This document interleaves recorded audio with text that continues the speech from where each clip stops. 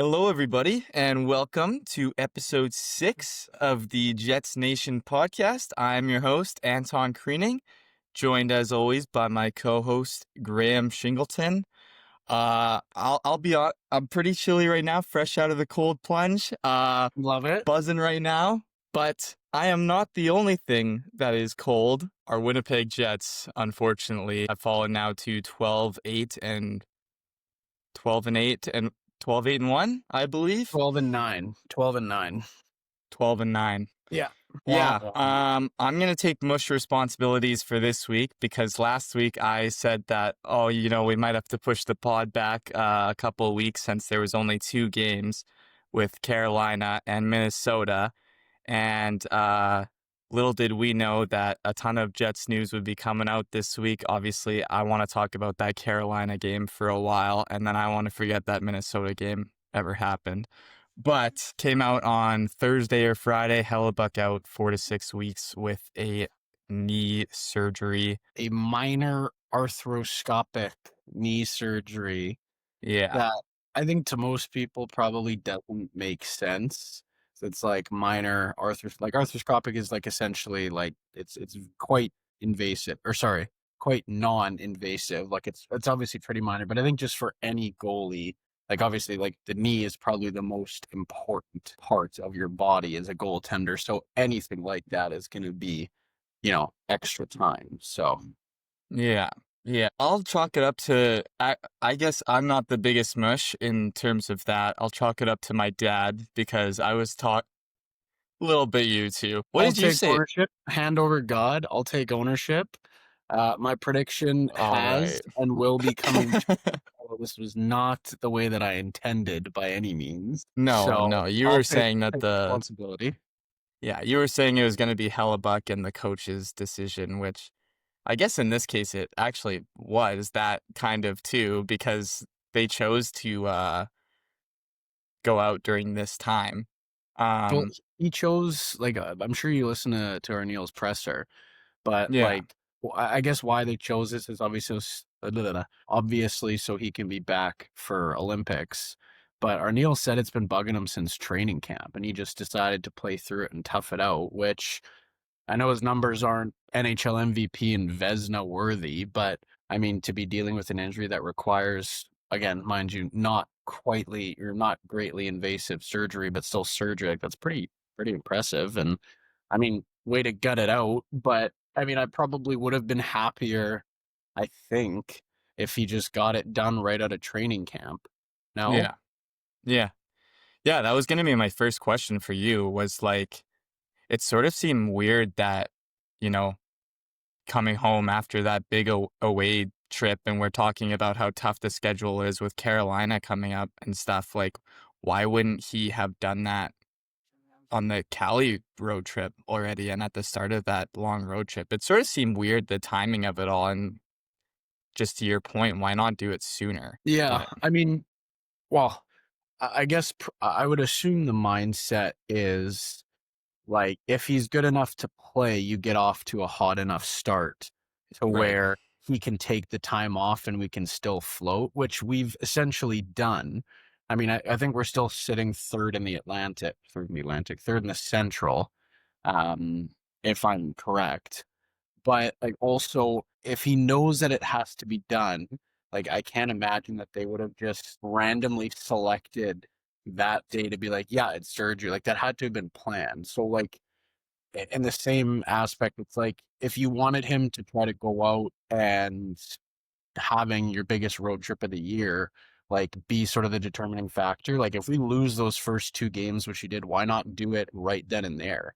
You know? yeah, Like, I assume if we got off to a hot start, we win all 3 of those games in Anaheim, San Jose, and LA, then maybe, I can understand keeping him in to ride the hot hand, but we lose those right away. Why not you know, just do it then? But I don't know. yeah. I guess it's just sort of what you said, like maybe they wanted him for the first 20 to kind of, like, the players can get some touches and get off to a good start. Yeah. But yeah, brutal news. I mean, to bring it back to earlier, I mean, I think my dad's sort of the mush because, I was telling him about, your take and how I feel like a lot of people would like to see Hellebuyck play less games and see if that has any effect on him in the playoffs. And so, Totally. my dad was saying, like, well, he's the best goalie in the league and he's keeping us in it every night. And like, when's the last time you remember that guy getting injured? He never gets injured. So if he's not getting injured, then why not play him 60 games a night? So 60 games a night, stay hot. We But both you got get what I mean. we both had a tough start to this. Yeah. I know that whole cold plunge intro was way better in my head too. And then I liked it. Thanks, Matt. Appreciate that. Um, what was I saying though? But yeah, lo and behold, he gets injured here. And so to ask you, when's the last time Hellebuyck I don't think Hellebuyck's ever really been injured before. Good question. Yeah, I honestly I can't even remember a time, really. Yeah. I know you don't really see it too often with goaltenders. Some have the injury bug, say Thatcher Demko gets injured quite a bit. But I feel like most goalies stay pretty healthy. It's not until later in their career where their age kind of starts to catch up to them and a lot of goalies have hip problems and stuff like that. But yeah, I don't know. I mean, it's too bad. It's too bad we're not playing better in his absence as well. Poor Comrie, I feel like he's just been hung out to dry. Yeah, I don't even think he's been bad. No. I mean, no one can really replace Hellebuyck in terms of consistency and just him. But I mean, I don't think Comrie's really been bad at all. I just don't think that we're playing as anywhere close to our potential. Yeah. Well, and you heard that from DeMello in the press conference after the game against Minnesota. He full out that what a guy. What a beauty that oh my God. What a beauty that guy is. Yeah, coming out and basically calling out the team and saying we are nowhere where we want to be right now. And so to kind of take a step back and be a bit more positive, I think that's one thing we're trying to do a bit more on this podcast is be a bit more positive about our team and less negative. I will say that against Carolina and especially that game against Minnesota, I think we did honestly play really good hockey. I think in the game against Carolina, we started really well, and then we just couldn't really keep up with them towards the end. I think we got pretty tired, and so, we just came a little shy we started of that pretty game. well after the 16-second Jordan Staal goal. Yeah, that which was just that's a nice goal, but it was pretty deflating. Totally. Yeah. I mean in fairness, we did get that one right back too. Sorry. Go ahead. Yeah. No, I was just gonna say, it was a really nice move, especially on Sandberg, which is pretty surprising. I mean, a nice move is gonna beat anybody, at the time, but pretty surprising that it was done on Sandberg too. But yeah. But at least I don't know if you have a different opinion, but at least I thought we actually played pretty good hockey. I just think Carolina is a really good team. 100%. And then in that game against Minnesota, I think we played, again, really well, but we just could not put the puck in the net to save our lives. And we can sort of get into that a bit later. The legend that Wallstedt is, the potential goalie that Edmonton could have on their team right now. Shout out Briggs. But if we want to talk about Friday against Carolina, I thought the Ehlers tribute was great. I also thought he looked really good out there, and so that was really sad to see. Obviously, Jarvie got his first at Canada Life, which good for him. We'll get into our PK or our power play maybe a bit later because 2 shorthanded goals in our last 2 games now, both on 2-on-1s, 3-on-1s, that sort of thing. But what other notes did I have here? I mean, Jordan Stahl had 2 goals. Velarde also had 2 goals. Morrissey had a goal. And, oh yeah, and then I had DeMello swatted Ehlers' goal scoring chance away. That was fucking crazy. The That was fucking full-on unreal. baseball swing. I don't know That how was more people aren't talking unreal. about that. I thought when I clipped that out for my reactions that that would like blow up, but I mean, whatever, it didn't. But because that was fucking crazy. I honestly, I Sorry, go think ahead. it's like I think it's just Winnipeg. Like I think if that was anybody else, it would have been all over. Like whatever it was, TSN, ESPN. Like what Dude, a I thought that was save! save of the year. Yeah, that Literally. was insanity. I mean, Like, again, maybe a bit lucky, but still, like that was wicked. just so nonchalantly, just I know. like, like that was going in too. If he didn't swat that puck away. So Yeah. I don't know. I thought that was pretty crazy. But um, what did you think of the game on Friday against Carolina? What were some of your takeaways? Um, I mean, I think that we did play I think that we did play well. I think box score is not always telling. Did we deserve to win the game? I No. mean, probably not, but Carolina is a really, really, really high shot generating team. So, if you pop onto that game in the third and you see Carolina at like the halfway mark or, 12 minutes left, they're leading the shots to like 26-15 or something. A lot of those, again, when you dive a little bit deeper, they're not really high danger, which I mean, not to say that Carolina doesn't get those chances, but they just generate a lot of shot volume, so it looks quite lopsided. But I mean, deflating penalty kill, or sorry, power play or against goal, if you will. I mean, and again, you can say that about a lot of stuff, but for how rare those have been in our past seasons, I mean, we at least get a point out of that game. If not, I mean, we're a fantastic overtime team. So without that goal, it's a tie game. Yeah. So, Yeah. like I mentioned, I thought Comrie did and has played quite well in both of those games. And I think he did his part in order to give us a chance to win. But I mean, sloppiness, like I mentioned on our power play, giving up that goal plus the Minnesota. And also, yeah, just still not at that President's Cup Jets winning hockey right now. Yeah. Yeah. That's fair. Yeah. I But I don't know. I think just in our I would rather us lose games like that compared to the games on our road trip there. Like you could tell in that Carolina game that they really wanted it, and that was our fastest game of the year, most entertaining first period of the year. You could tell like the boys were moving and actually looked really quick out there. I thought Kepke looked actually really good that game. yeah, That fourth he's line in fast, general, man. he's quick. He's He is quick. really fast. Yeah. A guy I hadn't really been noticing throughout the first little bit of this year, but these past couple of games, I think he's been a real standout in his Yeah, with his speed. And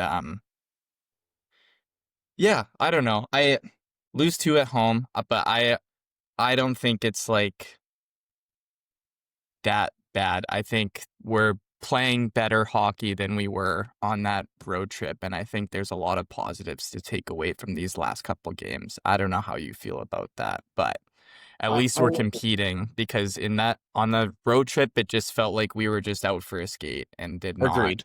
really want those games whatsoever. So, I mean, especially like we mentioned in the previous pod, like, I mean, 7 in a row on the road, or sorry, 6 in a row is tough for anybody. And I think getting home obviously has done a lot for us. So like you mentioned, I think we have played a lot better hockey in these 2 games compared to the road trip. yeah. But yeah, it's just, again, like I'm not sure if we're just like, we hit our stride to start last year off right out of the gate, and then pretty much like I think we led pretty much the president's race almost wire to wire.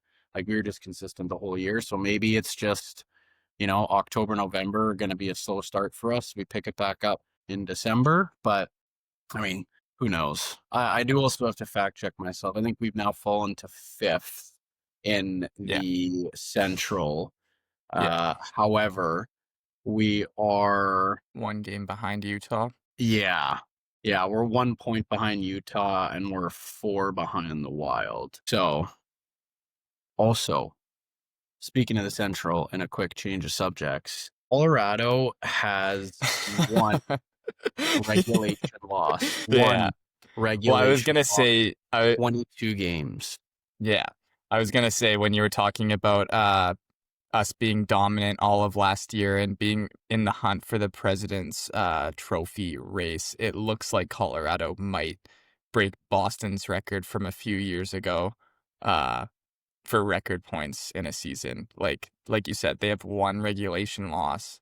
In 22 games. So they've got points in 21 of 22 games. And their power play isn't even at like 100% right now. Like they're like It's not. almost struggling on the power play.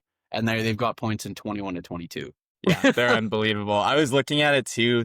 5 of their players are top 5 in plus minus. Like it's Taves, McCarr, McKinnon, Lehkonen, and Natchez are all Yeah. leading the league in plus minus right now. So they are just obviously drumming teams. I might start watching some of their games because I want to see what's going on over there. But yeah, Central's a gauntlet, man, and that's why like even though I'm on the positive side after these last couple games and thinking, we played pretty well and we competed very well.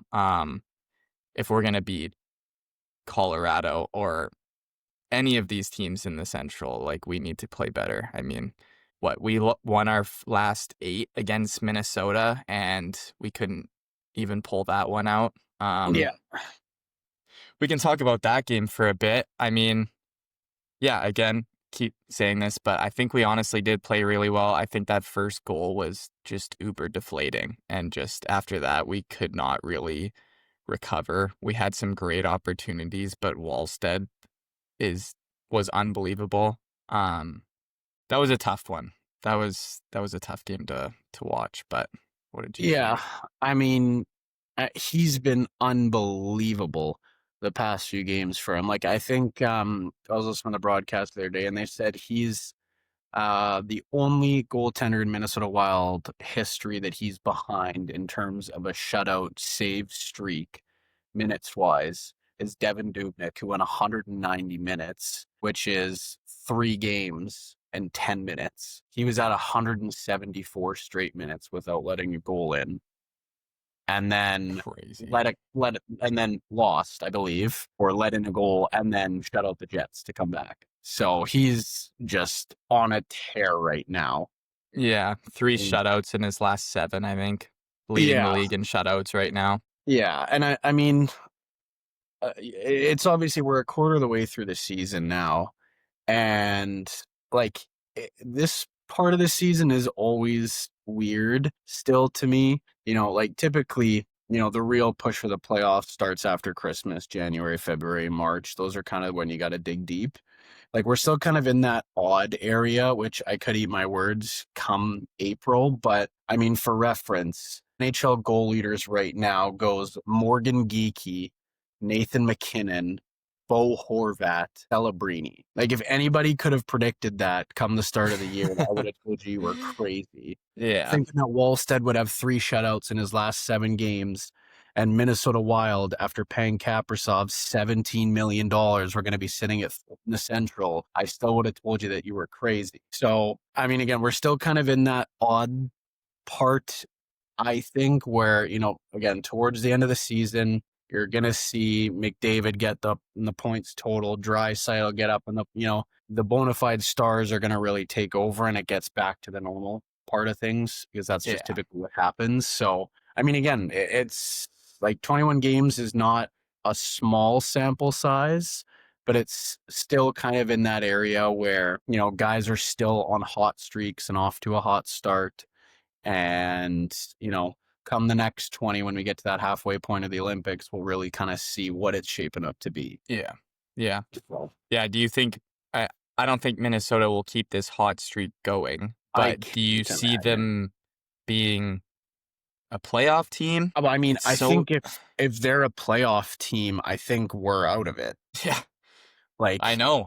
because what? Is it bad is it bad that I'm a little worried? I don't think it's bad. I think it's viable. Like, I think, yeah, if the Wild get in, the Jets won't be in. But yeah, like I don't think that there's many people predicting that the Wild would be on this hot streak. I mean, and again, they're not like tearing the Especially league after the start they apart. had. Yeah. They've been, good over the past couple weeks. But yeah, I mean, if they keep it up, I mean, you're pretty much auto locked two from the Central is going to be Colorado, Dallas. And then third spot, I would expect as much the Jets to be there. But like, uh, unless I'm wrong on points and win totals, I don't think can there be 4 Central Division teams that make the playoffs? Well, yeah, definitely 4, but Yeah. I don't know about 5. Oh, okay. Yeah. Sorry. I mean, I think yeah, I not think 5. there can be 5. I think wild card is just whoever. No? Sorry. I can't remember. It still screws me up. It should just be 1 through 8. I know. I know. I It know. still This screws it's me up. ridiculous. Yeah, cuz Can't wait to it see should Edmonton be and LA play each other again to start yeah, it off. seriously. Yeah, no kidding. It yeah, it should be. And then there should be 5 central teams in the playoffs, in my opinion, Yeah. because it should be Colorado, Dallas, Minnesota, us, and Utah as it stands right now. Yeah. You want to talk about teams coming up in December or whatever. I was going to say, do you see Toronto making a push for the playoffs, or 2, St. Louis, because we've seen it before where they're the last team in December and then they come out of nowhere and make a push. I mean, that was one thing I was going to touch on about like starting after Christmas, January, February. Like, I mean, yeah, the Blues did that and won the cup in 19. So it's definitely possible. But Yeah. I follow this guy on TikTok that is a Maple Leaf super fan and he's already written off the season. And he's like the most absolute diehard fan there is and always believes in him. So I think if you're writing it off, I'm ready to write it off. But I just think that their whole makeup is Horrible. like it doesn't make any sense. I just don't. I mean, I think Berube is a great coach. I don't think he's a Toronto Maple Leafs coach. I think that losing Marner was massive for the regular season. Say what you want Yep. about the postseason, but I mean, losing 100-point guy is going to be critical to any team.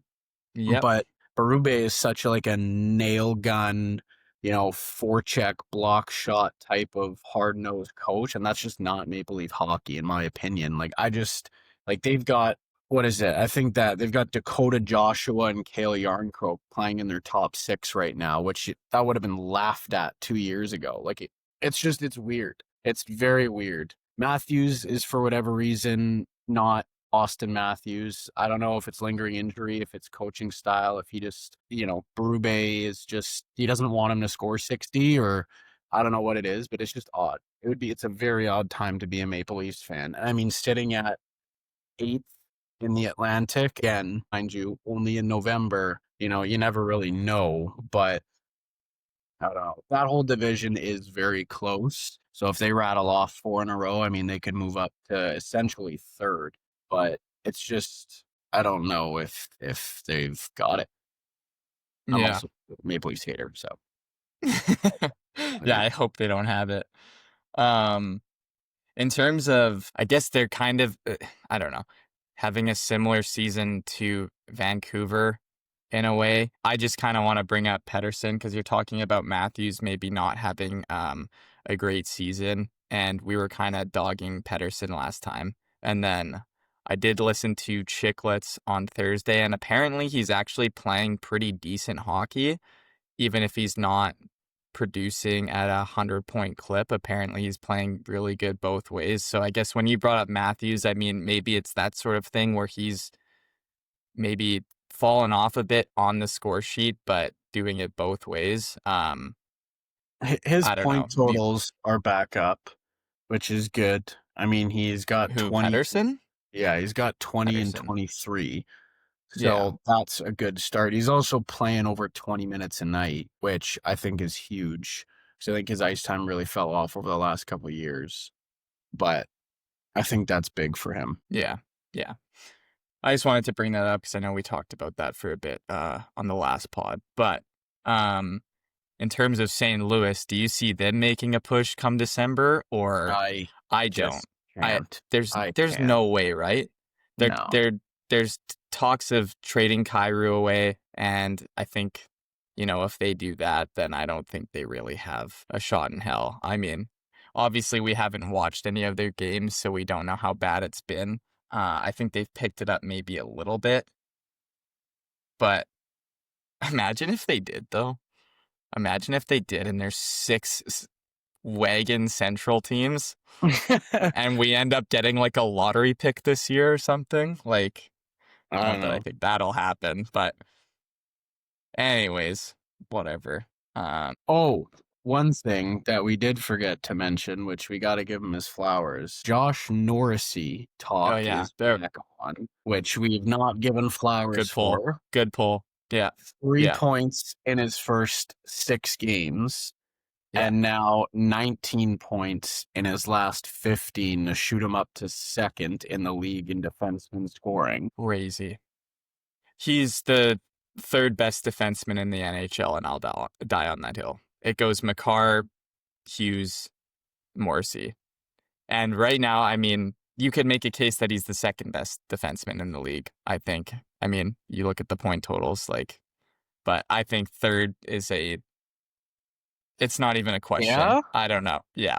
Oh, yeah. I don't know if I could declare him that. Top 5? Well, yeah, I have him at 3. So, I'm not. Well, sorry. I mean, I could maybe put him at 5. I got him at my 3. Who would you have above him? For a guy, he does everything. I would say Werenski has got to be up there. I would love to see him on an actually competitive team. And because so would I. He's doing what he's doing on a bad team. So I mean, you could also call me crazy, but I mean, you could put Heiskanen up there. You could put Fox. I mean, I think that Morrissey's playing better than both. Like right now, I would say that on this pace, he's the 2nd best defenseman in the NHL. But on a full year, I would probably put him 5th. Maybe, but hey, I love and I respect the take. I love and I respect that take.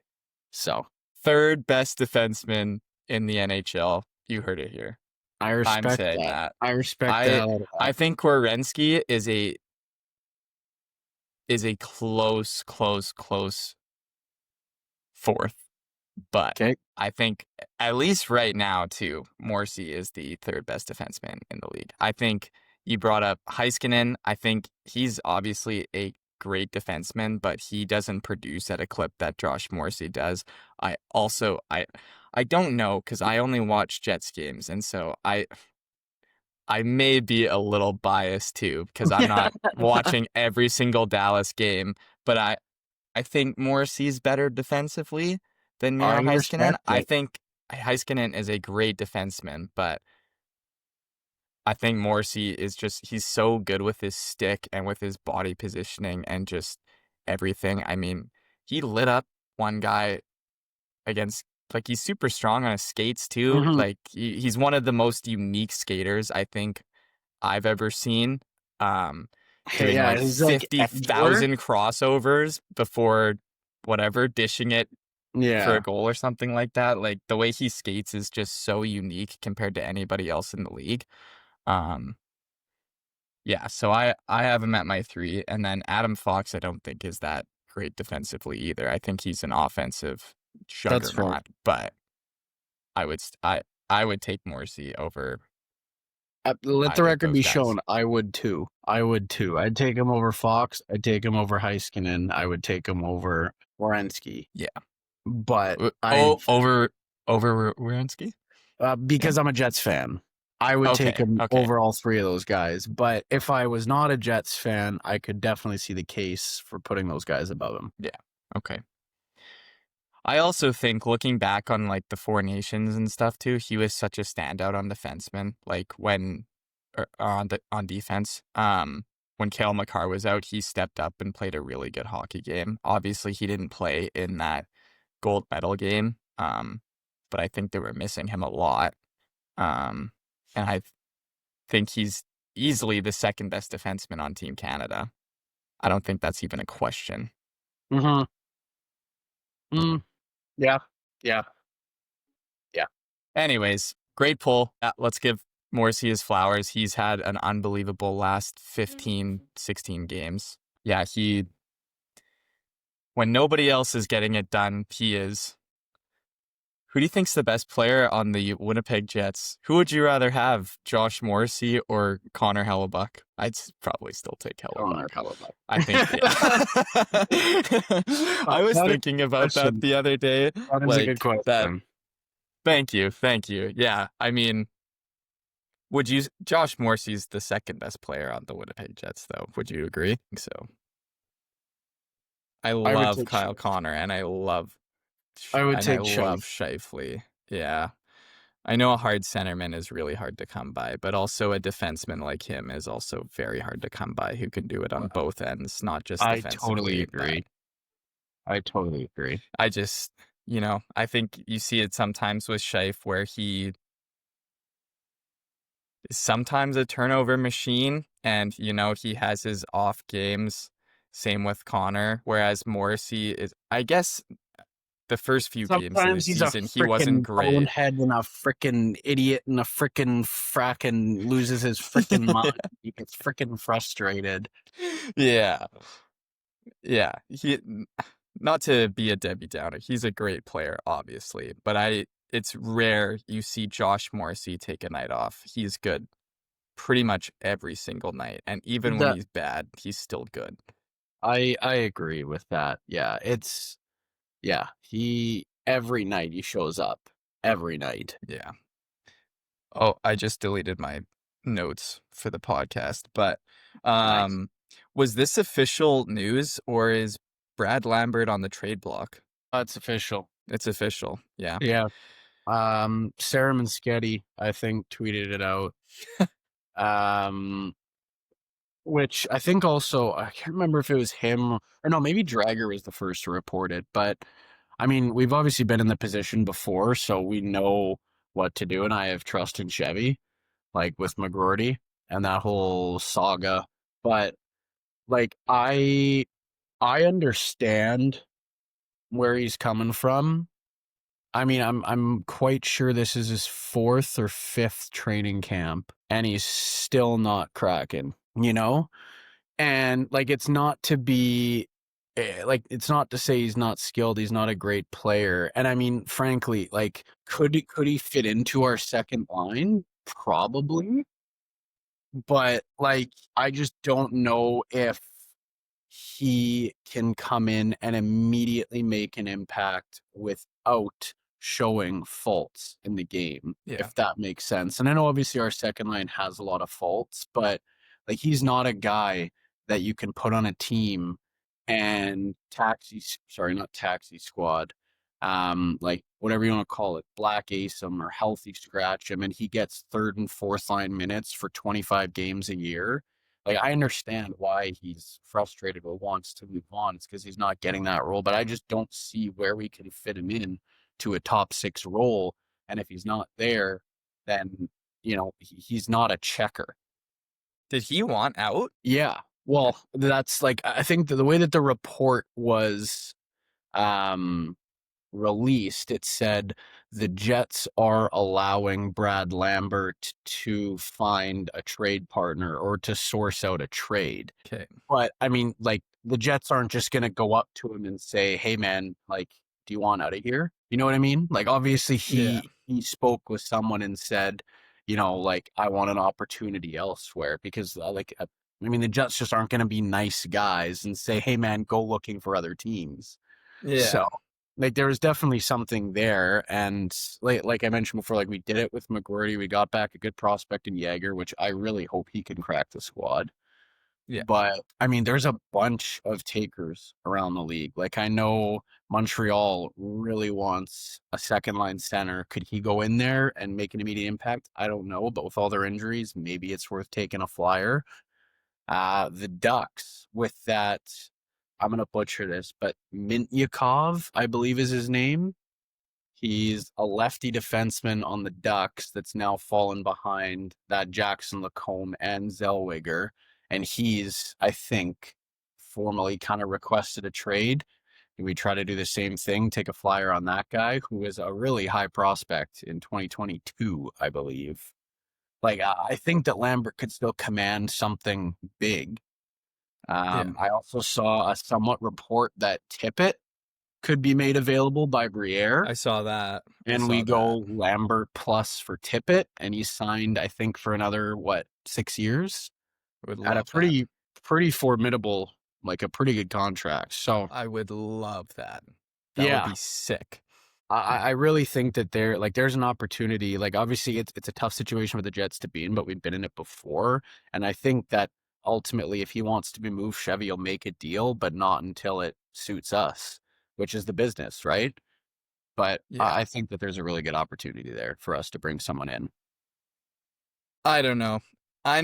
I'm kind of pissed off with this whole thing because why if we were just going to trade him away, then why have we not why didn't we do that like 5 years ago already? If we're going to keep this prospect, then, cuz like you said, it's not fair to him that we're giving him like 5, 7, 10 games a season and then saying like, "Oh, you're not worthy" and stuff like that. When we've never really given him a real opportunity, and then now we're just gonna like trade him away because we are in a win now mode. And do I think Brad Lambert is, as much as I've been saying like get him in the lineup this year, get him in the lineup, I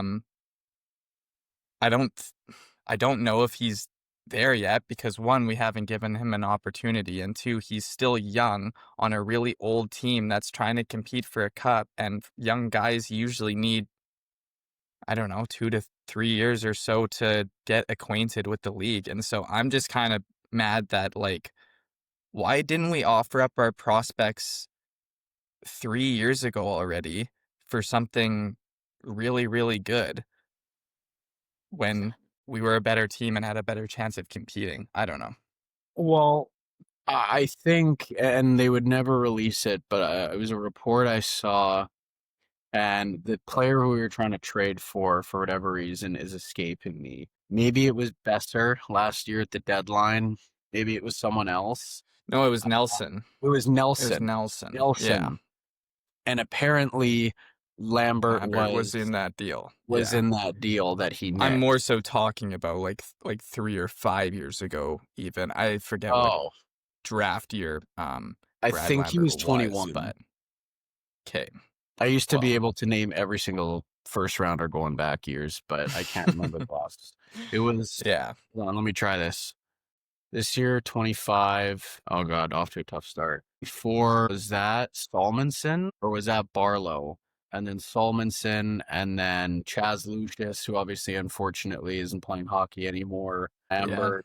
Yeah, like, I mean, and the whole thing, too, I'm seeing a bunch of discourse online about, like, the Jets have no idea how to draft and develop players. Like, well, let's talk to... Who's been saying that? What? Oh, every single thing under the Sarah Sketty or Dragger tweet was Jets have no idea how to draft and develop. All these players wanting out, like... That's crazy. Yes.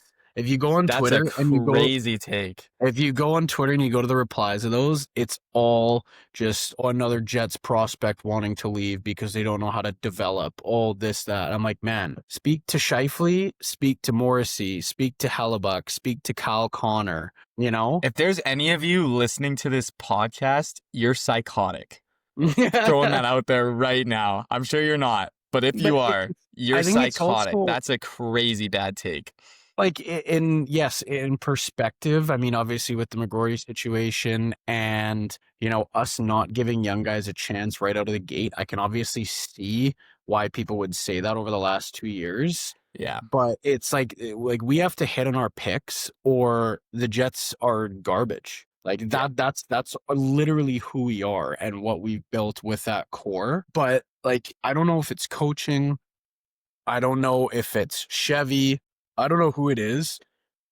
But like, yes, we've always wanted to play older, slower, but more experienced guys over young guns because that is typically the bread and butter for playoffs, or that's just what the coaching staff likes. They don't trust younger guys.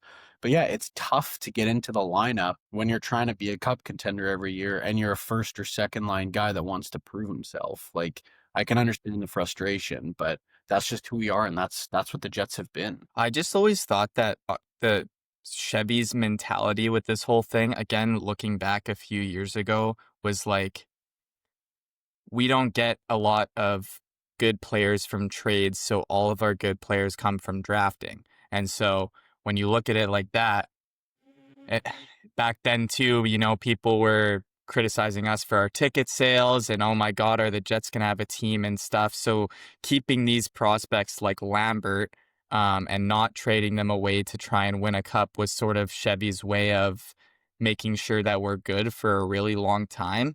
And so that's, again, just why I'm a little confused as to like, okay, no, this guy is expendable.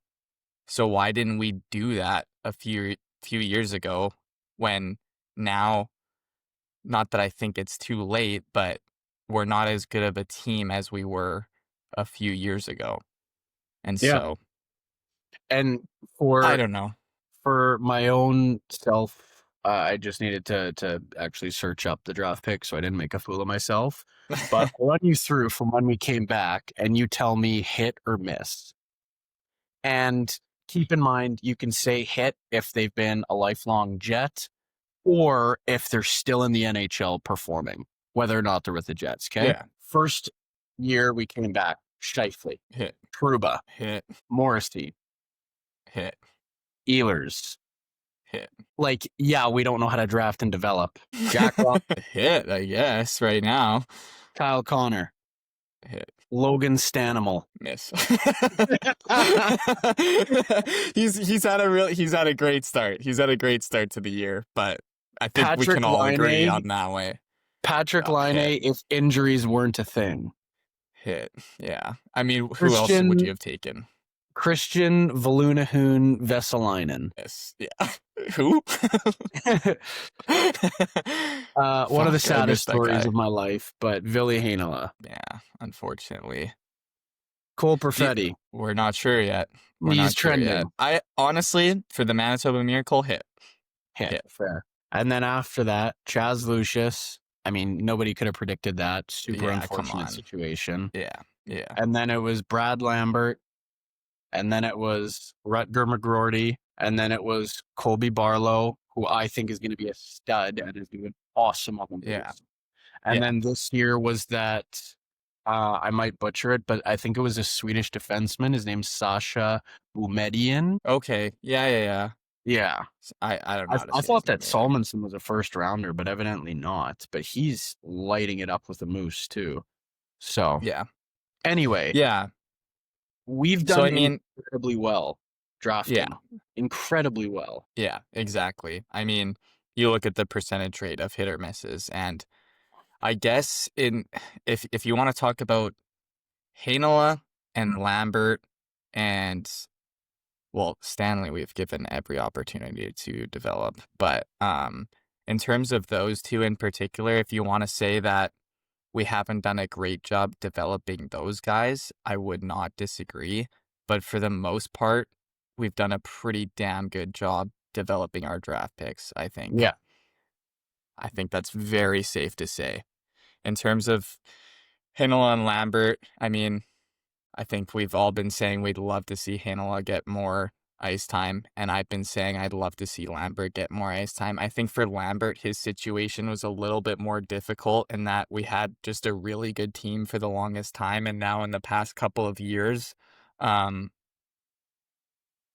you know, we might have a spot for him, but he's not quite there yet when we're really on the back nine of what we need to do, which is winning a cup. So, yeah, kind of a different situation. What's going on with Heinola? Is he playing in the A? I literally don't hear anything about him anymore.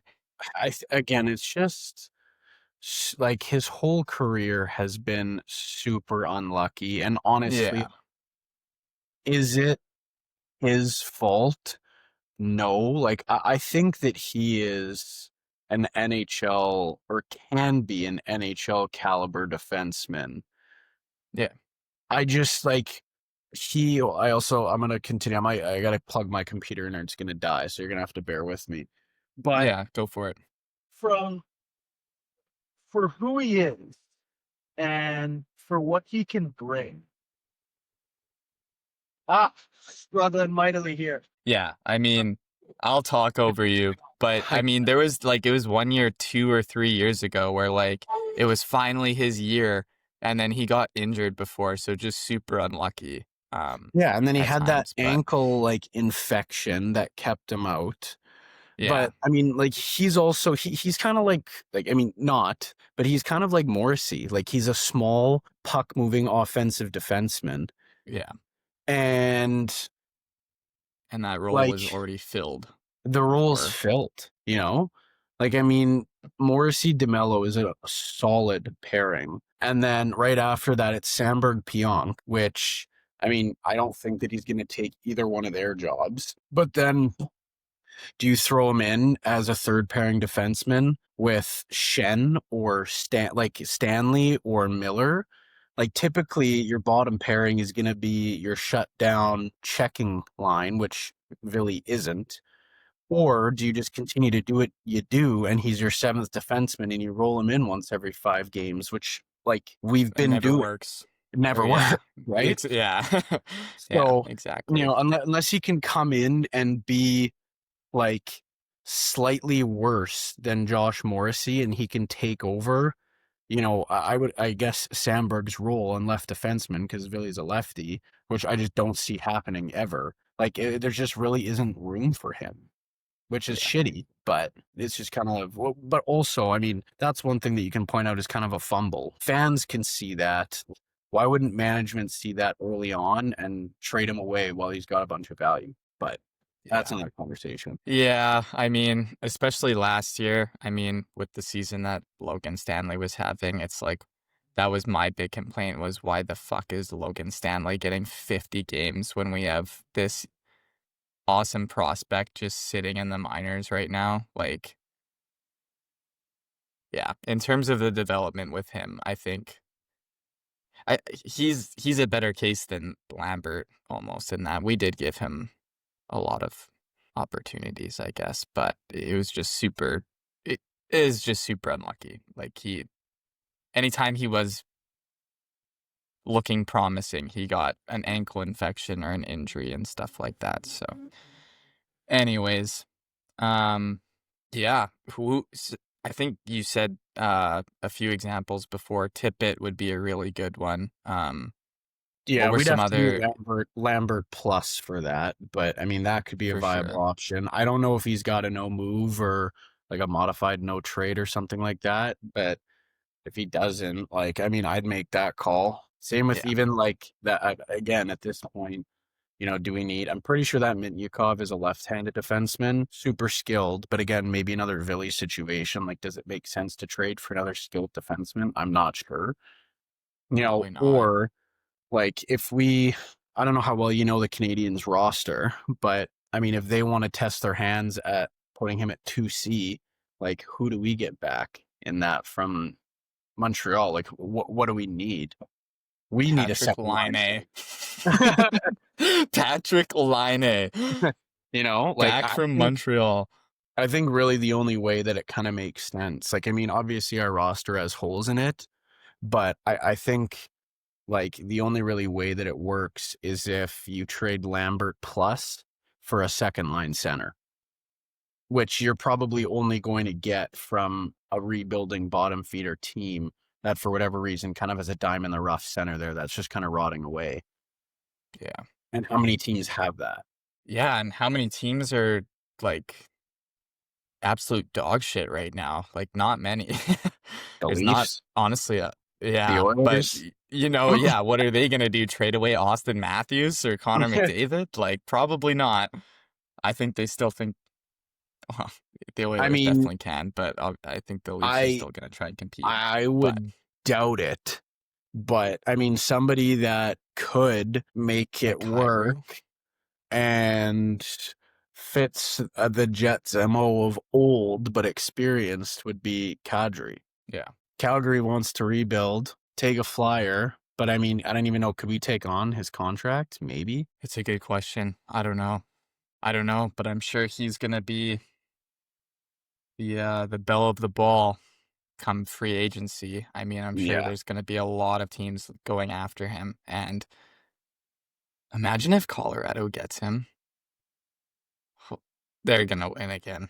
It won't It's even. gonna be. I Yeah, I I don't know think. if they have Do cap space, you but think it would be McKinnon, Kadri, Nelson, or McKinnon, Nelson, Kadri? McKinnon, Kadri, Nelson, Yeah, I probably. think. Yeah. Or Nelson would be in that deal to Calgary. That wouldn't really make Maybe. much sense. Not for Calgary, no. But anyways, do you have anything else Jets related that you would like to talk about? I think I'm pretty much out of things. Well, I know we did it last Yeah. time and mushed the hell out of them, but do you want to redo our predictions for our next two games? Fuck. No. Yeah. We play Washington tomorrow at 6. Yeah. And we're at Washington. Then we play Carolina on Friday at 4. And then to finish the month, for the hell of it, we play at Nashville. Man, holy Christ. We better have, holy shit. We better have so many home games come December, January. So we went on a 6 Yeah. road trip. We then play 3 at home. We then go 5 on the road again, Yeah. 1 at home versus the Sabres, then at Oilers, and then I guess, yeah, we've got 4 in a row at home, but that's crazy. So 6 on the road, 3 at home, 5 on the road. Yeah. Crazy. Wonky schedule. Yeah, anyway, sorry. So Capitals tomorrow, then Carolina, then Predators. Well, I mean, I guess we did our own 4, so you're already out. I said 2 and 2, so I'm still in the hunt for the next 4. I think we'll beat Washington, Okay. and then I think we lose to Carolina. So I guess my prediction was wrong. It'll be 1 and 4. But sorry, to answer your question, 1 and 1, we better beat Nashville. So 2 and 1. And then I'm sure we'll probably record this after the Buffalo game. That should be a win. So I'm gonna say 3 and 1. Hopefully, Mr. Positivity over here. I'm gonna say 3 and 1. What do you think? And our next 4. Yeah, till the next pod, which I'm sure will be Monday night. Yeah. Oh. Oh, other way around. No, no, no, no, no. A 1-4. Oh, 4-0. 4-0. Oh, 4-0. Okay. Yeah. I'm Mr. gonna need it. Positivity. I I'm gonna love need it. it for my sanity. Honestly, I could see it. I think we'll have a better game against Carolina on Friday. I just also know that they're a pretty good home team. So that kind of I think they are, actually. I think Whatever. Doesn't that matter. we go 4-0. Love it. Connery Love does it. not let in a single goal for the next 4 games. Love And it. we get 4 hat-tricks. Love it. Watch us go 0-4 now. Don't quote me on this. If we go 0-4, I'll be taking a hiatus on next week's podcast. Okay. Well, till next week. We'll talk again next week. Do you have anything league related? I was gonna say Rantanen has been on a mission to kill people this week. I don't know why that made me so angry. Like Dude, maybe it's because it's Dallas and I just hate Central Division opponents, but I actually was like, there was a part of me that was like, kick him out of the league and banish him yeah. from ever playing hockey. No, ever again. seriously. The first hit was I mean, wasn't really his fault. He got bumped into, so I gave him the benefit of the doubt on that Oh, one. But the Romanov? second, yeah, like Oh, the really? Oh, I thought defenseman the kind Romanov of, one was way worse. like it was bad. Roman, But he's like 5 to 6 months. yeah, And then that yeah, second hit too was just brutal. that But second hit was terrible. That yeah. I wanted him, yeah, put up for murder, sent to jail. Like that was fucking, that Yo, was really bad. That was so dirty. I don't know what was going through his head there, but um. He got oh, suspended for a game immediately after that, I think. as he And then should. you have to Criminal. think I haven't seen any news about it, but he's got to get suspended for longer, if not fined. No? Like, I mean, the that, maximum allowable under the CBA is like $5,000, which in what, on a $80 million contract is yeah, peanuts. so So he hopefully a doesn't care. suspension. Yeah. That hit was fucking brutal. And Yeah. to do that right after he kind of got away with the Romanov one, too, like, I don't know. Yeah. Anyways, Oh, um, and Kempe at 10.6 is a steal. yeah, That's an that's a awesome great deal. contract. Awesome Yeah. contract. That's He's going to be their guy for the next 10. yeah, Yeah. he's really good. He's an unreal player. Yeah. A personal favorite of mine lighting up the Edmonton Oilers, but I guess not since they've lost every time to them in the playoffs. But Hey, the first few games were fun to watch last year. if the Kings had 12 forward Adrian Kempes, 6 defensemen Adrian Kempes, and 2 Adrian Kempes in net, and they played the Oilers all 4 rounds, the Kings would win 8 million times out of 9 million times. He's like Yeah. an Oiler killer, but the rest of the team just can't get it done. Yeah. He's fun No, to I watch, know. though. He's a really, really good player. Yeah.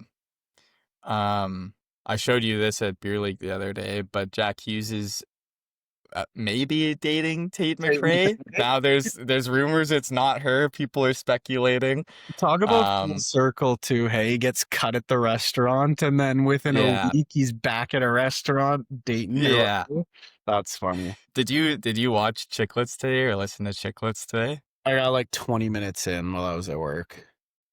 Biz has this conspiracy theory that Tate McRae is working for Hockey Bettman? Canada.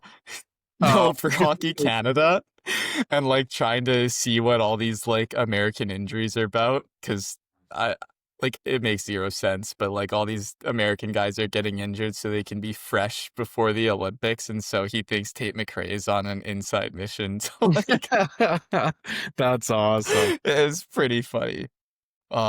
Or he, purposely, cut his hand to spend some time with Tate. with her.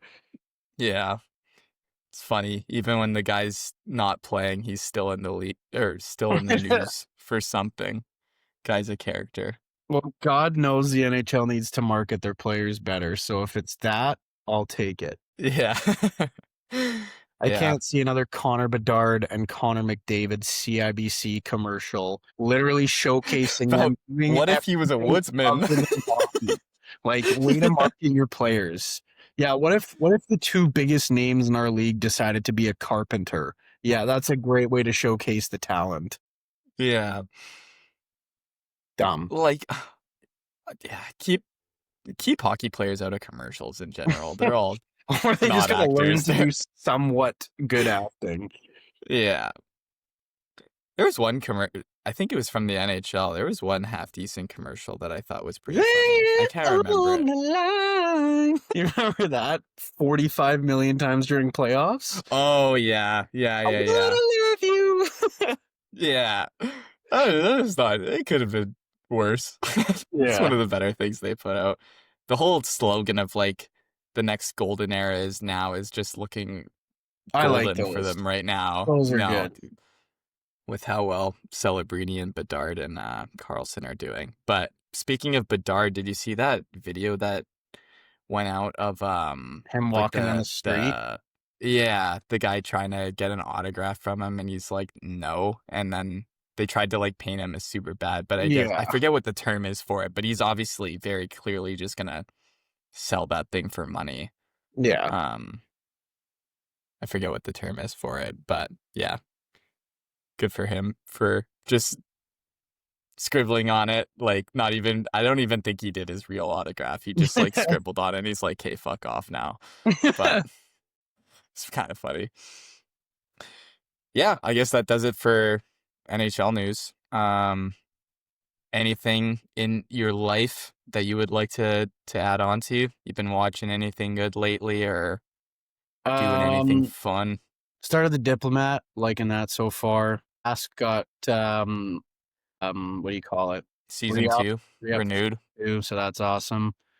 Yeah. Yeah, not really. Other than that, sports, trying to watch a series at a time. I still have your Apple TV, which is wicked, so I'm gonna try to watch Pluribus. I've Hell seen yeah. a lot of good stuff about that. So Correction, it's pluribus. That's my fault because I told you it was pluribus, and then Pluribus? I realized pluribus. Yeah, Oh, okay.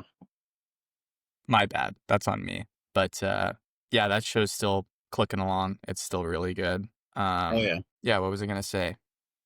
I mean, I don't know. I don't really have anything else to add. I watched this movie called Sentimental Value 2 days ago, and that was honestly that's my second favorite movie of the year. It was really fucking good. Oh.